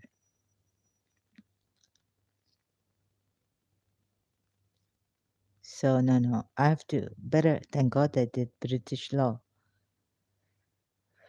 But those wives from whom you fear arrogance. What the Sunnis say about this, let me see. Major rebellion or refusal of basic religious obligations. If you even major rebellion, i.e. major rebellion. So read the context. Quran only people check out. You are gone cases. If we read the Quran only, what it say? Fear. Arrogance, shall we take the translation of the word arrogance, or if you fear ill conduct or absence, and it from your wives, remind them. Righteous wives are devout and guard what God would have them guard in the husband's absence. If you fear high handedness from your wives, high handedness is what? Oh my God. Fear, rebellion, admonish them. You just have a fear of rebellion. Is it actual rebellion? How God put it here. But as for if they rebel, admonish them, but not a fear rebellion. You know what I mean? If they rebel, admonish. Before they even rebel, what did my father say? So, Imam Ali Muljim coming, Muljim in the mosque, morning prayer, Fajr. So I said, why not Imam Ali taking action against such people? He knowing, all knowing, like he knowing from the all knowing. Why are you going to the mosque? Oh yeah, he has to go to the mosque. But now he the fourth caliph. He's responsible for security and all this. And he must know that there's Ibn Muljam waiting for him. So why he not stop or do something about it? Take action. So my father said, no, no, it cannot be until the murder has taken place or the assassination. You cannot just take action on fear. Khof meduni. I call the police and I say, "Oh, police, I fear that someone wants to murder me. And I know there's someone. I only fear that he want to murder me. Please take his name and put him in jail. Maybe they will investigate. They will see my mental condition also. They'll say, please first go to the doctor. How many times have you called us that you fear this, you fear that? Oh, police, I fear that I'm in the supermarket and someone want to steal something from my pocket or purse, bag. They'll say, hello, police, I think you should go see the doctor, mental head, psychiatrist. No? Yes, what? So I acting, yeah, very good acting. Thank you. Change my accent, this, that. You fear? Fear. Now I give you example. I gave you. Now I leave you and go for some rest, some tea more, maybe have dinner, a meal. I not know what I do, and I not promise anything. But you will say, Zara, you not promise us. This man promise. No, no, thank you. Better that my head like cloud. Khalil Gibran say. And I'm not religiously promising you of anything. And better you be uncertain than to be certain in faith. Thank you so much. I will come back later. Maybe I have to go to channel 2 later.